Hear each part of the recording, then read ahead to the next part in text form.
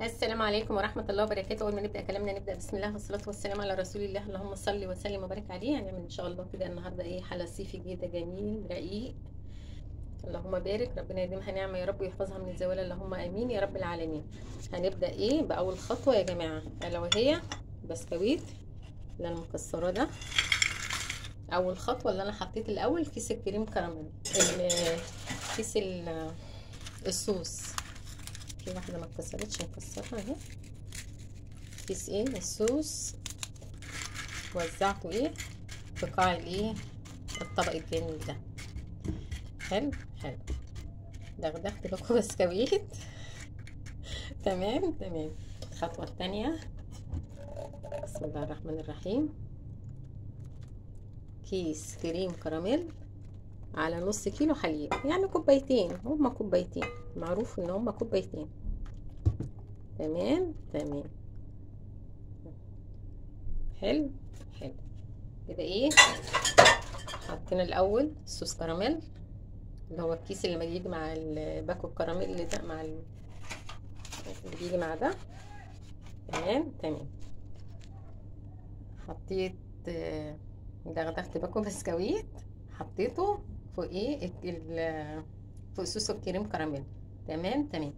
هنا عامله كوبايه كريم جانتيه، والله ما عملتها بمضرب ولا بحاجه، عاملاها كمان في العلبه دي كوبايه، وعليها وكمان ما فيهاش حليب. انا عندي الحليب هو نص كيلو اللي يا دوبك على قد الكريم كراميل. عملتها بنص كوبايه كريم جانتيه، عليها نص كوبايه ميه بتنزلي بيهم حبه حبه، وحطيت معلقتين لبن نيدو هرميين كده يعززوا الطعم، ومعلقه سكر بودره واحده، لان هو الكريم جانتيه فيه في سكر. تمام. هنا بقى الخطوه الاولى، نقول من تاني. الخطوه الاولى صوص الكريم، الخطوه الثانيه دغدغت باكو بسكوت ورحت مفضياه، الخطوه الثالثه عملت الكريم كراميل وحطيته. تمام. هنا بقى لما يهدى خالص من السخونيه، مش هينفع نحط حاجه بقى الوقت عليه تاني. تمام. هنا لما يهدى من السخونيه هحط هحط المانجا. تمام. موسم المانجا بقى بصراحه الواحد بيعمل ابداع في الحلويات بيه. ايس كريم، تورتات، في الكيكات، بعمله في الكيكات برضو بيبقى جميل. هنا الكريم كراميل، الكريم جانتيه ده يا جماعه ممكن كان يعمل كتير، كوبايه بتعمل كتير على فكره، بس انا مش محتاجه كتير. وقعدت ضربتهم بالمضرب، والله اليد وعلى ايد، ولا طلعت مضرب كهرباء ولا حاجه. تمام. هنا بقى لما يستهدى بقى خالص مش هقدر احط حاجه، عشان لو حطيت حاجه هتغطس على البسكويت. تمام. انا هسيبها لما تهدى خالص، لان مش هتنفع تتحط في التلاجة سخنه، غلط كمان على التلاجة. تمام.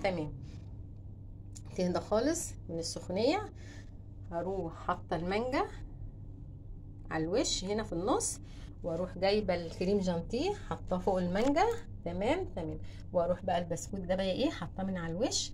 هنكمل الوصفه بتاعتنا يا جماعه، بس هفصل الوقت عشان ما اطولش عليكم، لان ده انا هستنى لما يهدى خالص، وهستنى جنبه كمان، يعني هستنى كده جنبه لما اخلص خالص بقى واروح مصوره لكم ووريه لكم بقى الشكل بتاعه النهائي. بيبقى تحفه يا جماعه، وجربوها بتبقى تحفه. مفيش مانجا، بس احنا في مانجا كتير في السوق، يعني خلاص كل سنه وانتم طيبين جميعا.